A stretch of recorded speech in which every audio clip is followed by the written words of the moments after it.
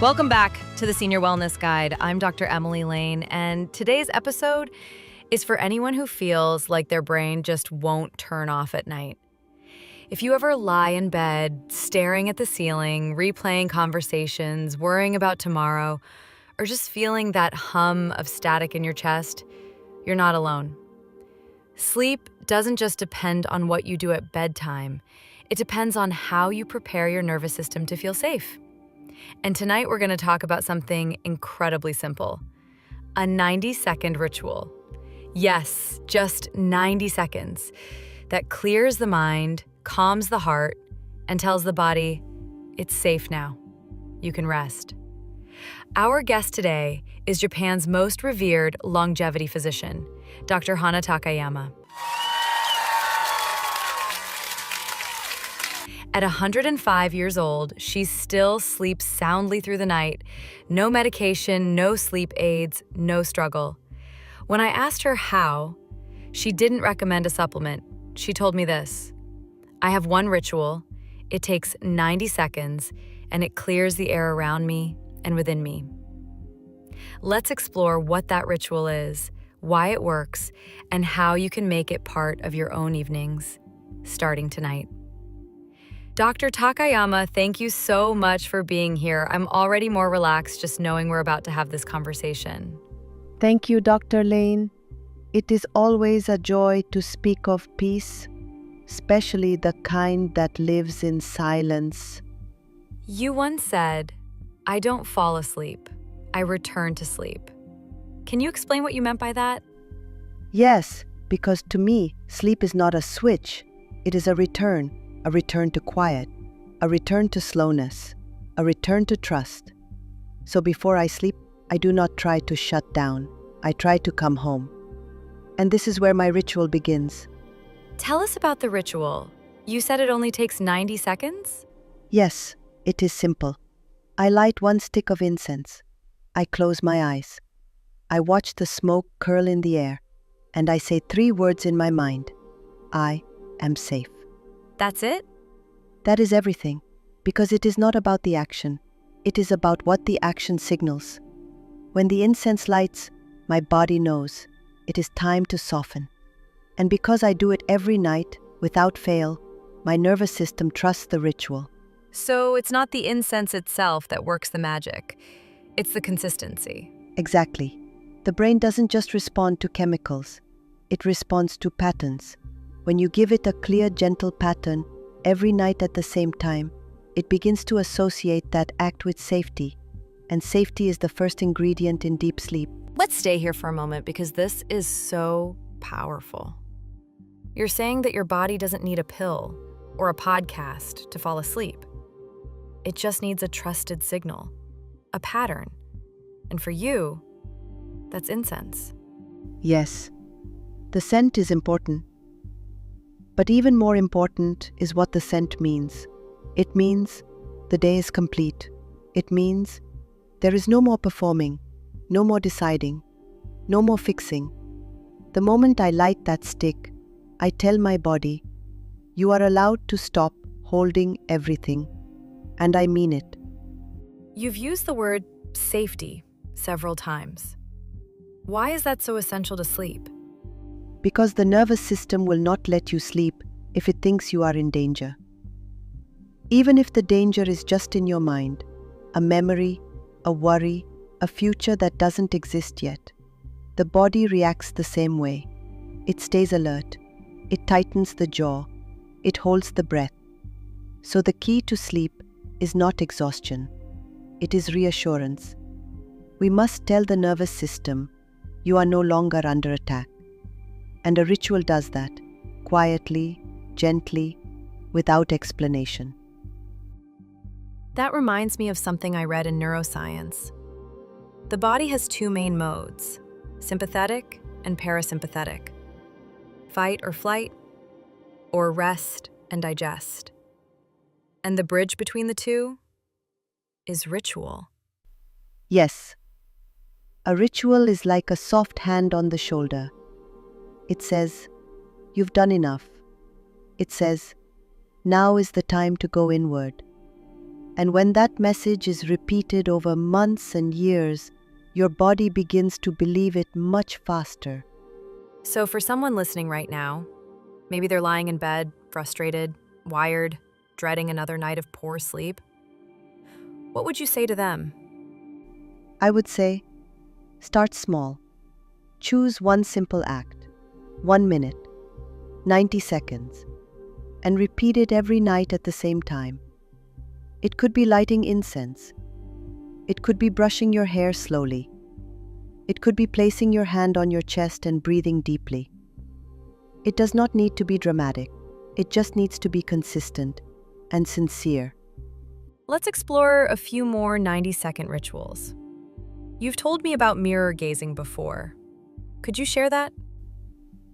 Yes, after I light the incense, I often stand in front of the mirror.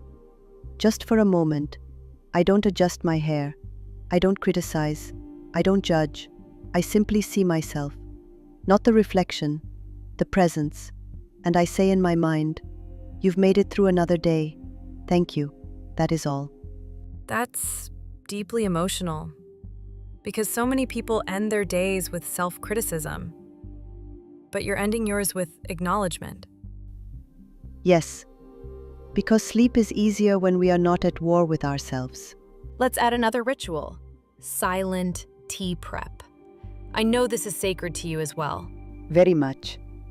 Sometimes, especially on colder nights, I prepare a small cup of roasted barley tea or warm water with lemon, but I do it silently. No talking, no noise, no multitasking. The sound of the kettle, the rising steam, the scent of the leaves. It becomes a meditation. And when I hold the warm cup, I hold it with both hands, as if I'm holding the entire day, and then letting it go. There's something so symbolic about that. Holding something warm, exhaling with it, letting it cool as the body winds down. Yes, and this is important. We are not machines that simply power off. We are living rhythms. We must be guided to rest, gently, respectfully. That is what the 90-second ritual does. It guides the body home. Let's talk science for a moment, because this gentle approach is also neurologically backed. The vagus nerve, which connects the brain to the body, responds to touch, scent, and breath. And rituals like incense lighting or warm tea or slow mirror gazing activate that parasympathetic response. Yes, it is beautiful, isn't it? That the body responds best not to force but to kindness. When we stop trying to fall asleep and instead prepare ourselves to feel safe, sleep comes without struggle. You've said before that this ritual has helped you avoid sleep medications your entire life. Can you speak to that? Yes, I have never needed them, because my body knows sleep. It trusts it. It looks forward to it. And that is because I honor it. I don't treat sleep like a task to conquer. I treat it like a return to the self. And the more reverence I bring to it, the more ease I experience. For someone who's had a lifetime of rushed evenings, late-night screens, maybe trauma, can this really help? Yes, but it must begin with patience.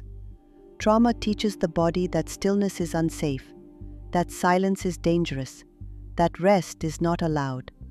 But rituals, repeated gently, without expectation, begin to rewire that belief. Over time, the body begins to feel, this moment is safe, this space is soft, this silence does not harm me. And sleep follows. Let's expand on that. You once said, ritual is not a performance, it is a remembering. What do you mean by that? I mean that the point is not perfection. You don't need a specific incense brand, or the perfect cup, or a dimly lit room. You need presence, you need sincerity, you need repetition, because the ritual is not about what it looks like. It's about what it feels like, and what it feels like is safety. That's what I love most about this. It's accessible. It costs nothing. It demands no equipment. It just asks you to show up. Yes, show up. Even when you're tired, even when you feel silly, even when your day didn't go the way you hoped. Because the ritual isn't about the day, it's about the ending. And endings matter. They write the emotional tone of your sleep. And that tone becomes the rhythm of your waking life. Let's speak directly to someone listening right now. They're lying in bed, maybe in a small apartment. They don't have candles or incense or tea. What could they do right now, tonight? They can place one hand on their chest, one hand on their belly, close their eyes, and say, either out loud or silently, I am safe. I am soft. I am enough. Then breathe. Just 3 full, slow breaths. That is a ritual. That's so simple, so powerful. And it meets people where they are. Yes, because rest does not come from luxury, it comes from permission. And most people have forgotten how to give themselves permission to stop. But rituals, when practiced gently, again and again, become that permission. Let's zoom out a little. What do your evenings look like in general leading up to this 90-second practice? My evenings begin at sunset. I dim the lights. I do not look at a screen after 6 p.m. I eat a light meal, warm rice, maybe soup. I sit by the window for a few minutes. I watch the light change. Then I begin to slow everything down. I speak less. I move slower. I let silence take up space. By 8:30, my body is already softening. And at 9 p.m., I light my incense. I stand. I breathe.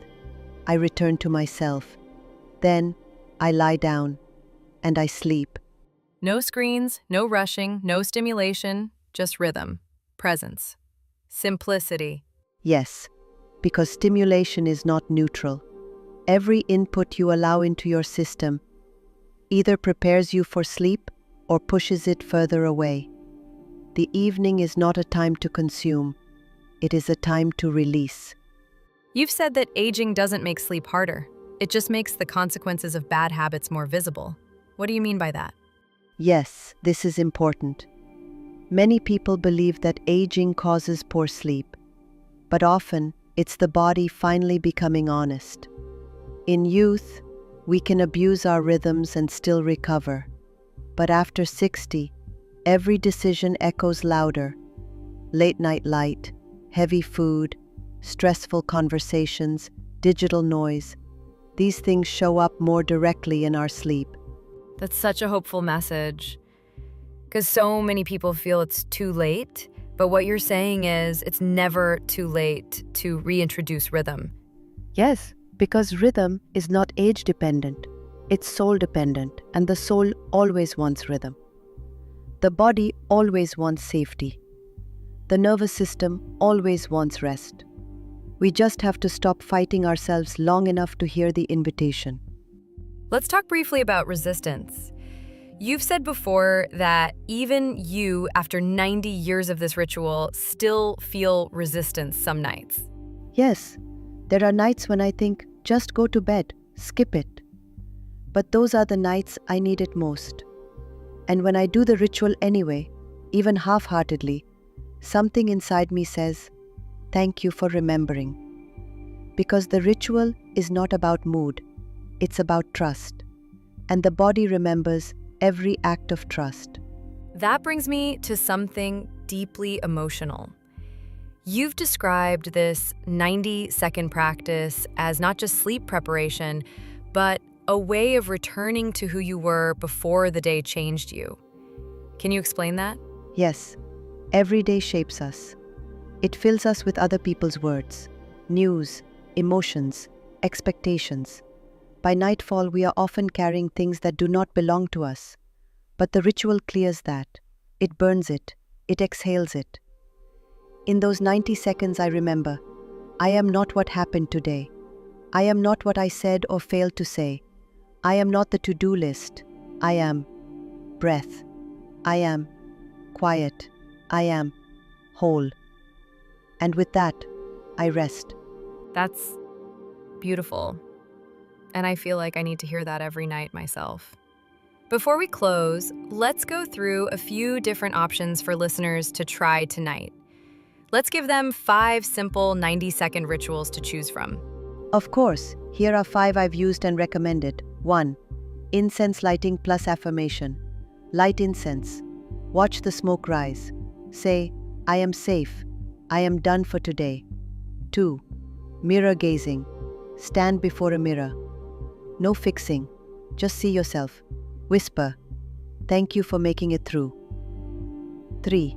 Silent tea preparation. Boil water. Prepare a warm cup of herbal tea. Do it silently. Hold it. Breathe. 4. Self-touch plus breath. Lay down. Place one hand on your heart, one on your belly. Breathe deeply 3 times. 5. Candlelight. Watching. Light a candle. Sit quietly and observe it. Let your thoughts flicker like the flame and dissolve. Each one is enough. And the key is not to do all of them, just one, repeated with care. Yes, because ritual is not volume, it's reverence. To our listeners, you do not need to earn rest. You do not need to silence your thoughts before you sleep. You only need to signal, I'm safe now. You may return. That's the power of a 90-second ritual. It's not just a practice, it's a passage. Back to stillness, back to self, back to sleep. So tonight, light something. Breathe deeply, say the words, and let yourself return. Until next time, may your nights be soft, your breath be deep, and your dreams be kind.